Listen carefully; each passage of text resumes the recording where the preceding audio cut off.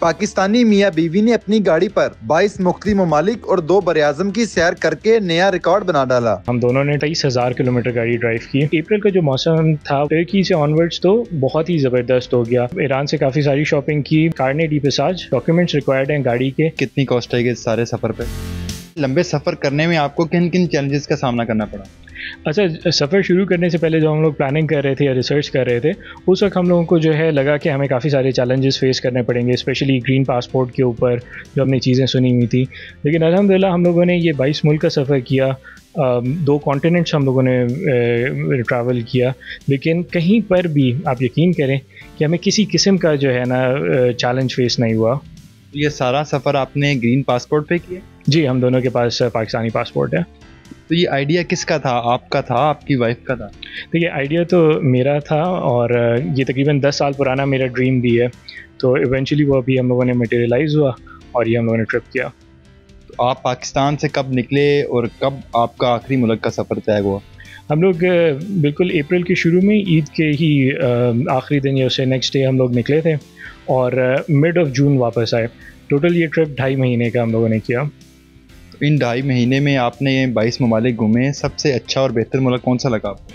अच्छा, सारे मुल्क ही अल्हम्दुलिल्लाह से अल्लाह के बनाए हुए हैं तो बहुत ही अच्छे हैं सारे। हर मुल्क की अपनी कोई सिग्निफिकेंस है, अपनी सकाफ़त है, तो हम लोगों ने हर मुल्क को बहुत ज़्यादा एंजॉय किया। कुछ मुल्क बड़े सरप्राइजिंग थे, फॉर एग्ज़ाम्पल ईरान, वो हम लोगों ने जो चीज़ें उसके बारे में सुनी हुई थी वो बिल्कुल भी वैसा नहीं था। बहुत अच्छा डेवलप्ड था, रोड नेटवर्क्स अच्छे थे और बहुत ही अफोर्डेबल, बहुत सस्ता मुल्क था। सबसे सस्ता मुल्क ईरान था, वहाँ से कोई ऐसी चीज़ खरीदी जो आप बता सकें पाकिस्तान के मुकाबले में? बिल्कुल, हम लोगों ने ईरान से काफ़ी सारी शॉपिंग की, दोनों टाइम जिस वक्त हम लोग जा रहे थे उस वक्त भी, वापसी पर भी। और हम लोगों ने प्लान ये किया था कि यूरोप जाकर कैंपिंग करेंगे, तो कैंपिंग का सामान हम लोगों ने ईरान से ख़रीदा और जिसके अंदर टेंट था, जो चेयर्स हैं वो थी कैंपिंग चेयर्स, और पाकिस्तान से आप समझ लें कि 1/4 ऑफ द प्राइस पे हमें वो चीज़ें मिली। अपना रूट बताइएगा, पाकिस्तान से निकले किन किन ममालिक से होते हुए आप अपने आखिरी मुकाम तक पहुँचे? पाकिस्तान से हम लोग निकले, इस्लामाबाद से हम लोग क्वेटा गए, क्वेटा के बाद ताफ्तान गए, उधर से हम लोगों ने जो है ईरान के अंदर बॉर्डर क्रॉसिंग की। ये मेरी ज़िंदगी की और मेरी वाइफ, हम दोनों की ज़िंदगी की पहली लैंड बॉर्डर क्रॉसिंग थी। ईरान के बाद हम लोग टर्की गए, टर्की के बाद बल्गेरिया, रोमेनिया, और फिर रोमेनिया से ऊपर होते हुए हंगरी, ऑस्ट्रिया, चेक रिपब्लिक, फिर बाल्टिक से होते हुए हम लोगों ने एक एस्टोनिया से फेरी ली जो हमें हेलसिंकी तक लेकर गई फ़िनलैंड में। फ़िनलैंड के बाद हम लोगों ने एक और फेरी ली जिस पे हम लोगों ने 18 घंटे, उसके अंदर गाड़ी भी जाती है, आप खुद जाते हैं, वो रूम होता है, आप वहाँ पर 18 घंटे रहते हैं। और यहाँ से फिर हम लोग स्वीडन गए, स्वीडन के बाद डेनमार्क के बाद हम सेंट्रल यूरोप आए, सेंट्रल यूरोप से पूरा नीचे आते हुए इटली गए, इटली से एक और फेरी लेके हम ग्रीस आए और उसके बाद फिर हमारा वापसी का सफ़र टर्की, ईरान और वापस पाकिस्तान। आपकी गाड़ी इस सारे सफ़र में कितना चल गई? टोटल हम लोगों ने 23,000 किलोमीटर गाड़ी ड्राइव की। ये आपने की, आपकी वाइफ भी ड्राइव कर लेती? नहीं, हम दोनों के पास इंटरनेशनल ड्राइविंग लाइसेंस है और हम दोनों ने ड्राइव की। वाइफ ने ख़ास तौर पे जब हम लोग वापसी पे ईरान से आ रहे थे तो उधर उन्होंने बहुत ज़्यादा ड्राइव की।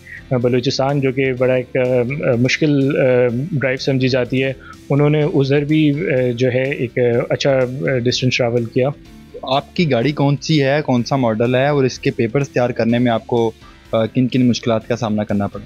अच्छा, ये गाड़ी टोयोटा करोला क्रॉस है, 2024 मॉडल, और जाने से कुछ अरसे पहले ही मैंने ये गाड़ी ली थी। अच्छा, जाने के लिए आपको जो डॉक्यूमेंट्स रिक्वायर्ड हैं गाड़ी के, वो उसमें आता है कारने डी पैसाज, ये समझ लें आप गाड़ी का एक पासपोर्ट है, इसकी बेसिस पे आप गाड़ी पाकिस्तान से बाहर लेकर जा सकते हैं। तो मजमूई तौर पे आपकी कितनी कॉस्ट आएगी इस सारे सफ़र पे?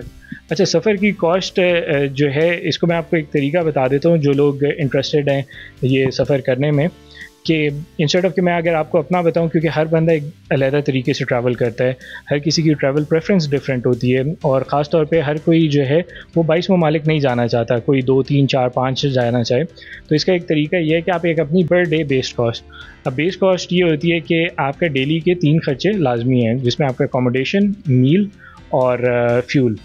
अब जिस भी मुल्क में आपने जाना है, आप इंटरनेट पे सर्च करें कि वहाँ पर एवरेज होटल प्राइस क्या है। वहाँ से आपको जो है अकोमोडेशन का पता चल जाएगा, फ्यूल की कॉस्ट आपको वहाँ से पता चल जाएगी, और मील का भी सर्च करें तो आपको डेली एक टाइम का मील की क्या कॉस्ट है। तो इस सब को आप कैलकुलेट करें, आपके पास बेस कॉस्ट आ जाएगी। उसकी बेसिस के ऊपर आप अपना प्लान बना सकते हैं कि मैंने 2 मुल्क जाना है, 3 जाना है, 5 जाना है। मुझे बताएं आपका कितना खर्चा आया, हज़ारों में, लाखों में, करोड़ों में? हमारा सिग्निफिकेंट अमाउंट है क्योंकि हमने बहुत लंबा ट्रैवल किया, 2.5 महीने हम घर से बाहर रहे। तो इस सारे सफ़र में आपने सबसे अच्छा मौसम किस मुल्क में पाया?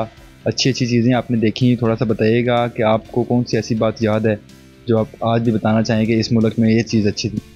अच्छा, मैं बहुत सारे ऐसे वाक़यात हुए कि मैं गिनवाने बैठूँ तो बहुत ज़्यादा टाइम हो जाएगा, लेकिन आपने मौसम का पूछा। सबसे पहले तो हम लोगों ने जो time of the year choose किया था वो बड़ा केयरफुली किया था, क्योंकि हमें कोशिश ये थी कि कहीं पे हमें हार्श वेदर ना मिले। तो अप्रैल का जो मौसम था वो पाकिस्तान में भी अच्छा था, ईरान में भी अच्छा था। टर्की से ऑनवर्ड्स तो बहुत ही ज़बरदस्त हो गया, ना बर्फ़बारी थी, ना गर्मी थी, ना बहुत ज़्यादा सर्दी थी। मॉडरेट मौसम था थ्रू आउट यूरोप। यूरोप में इनफैक्ट जब हम लोग एंटर हुए तो हम लोगों ने जो है वो मस्टर्ड फील्ड्स देखी। उसके अलावा हमें जो है पूरी जहाँ 22 कंट्रीज़ में बहुत अच्छे से वेलकम किया गया। इस सारे सफ़र में आपने क्या कुछ सीखा और क्या कुछ नया देखा? अच्छा, यूरोप तो हमारे लिए नया ही था, और ईरान भी। इससे पहले हम लोगों ने सिर्फ टर्की ट्रैवल किया हुआ था। इस पूरे जो ट्रिप में हम लोगों ने कंट्रीज़ कवर की हैं, और इसमें सीखने को देखिए बहुत कुछ है। एक तो ये है कि आपको मैनेजमेंट स्किल्स आ जाते हैं बहुत ज़्यादा। ख़ास तौर पे आपको देखिए, एक तो आप प्लान बनाते हैं कि जिसमें आपने मोटा मोटा देख लिया कि मैंने ये कंट्रीज़, ये सिटीज़ विज़िट करनी है। पेपर के ऊपर एक प्लान डिफरेंट होता है और एक रन टाइम पे जो है ना प्लान डिफरेंट होता है।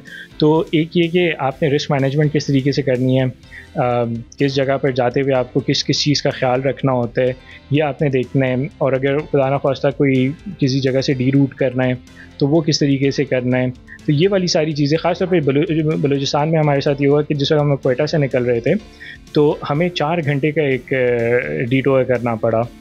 तो इस टाइप की चीज़ें जो हैं, ये चैलेंजेस ऑन द वे आते रहते हैं। इस सारे सफ़र में आपकी वाइफ की मोटिवेशन क्या थी?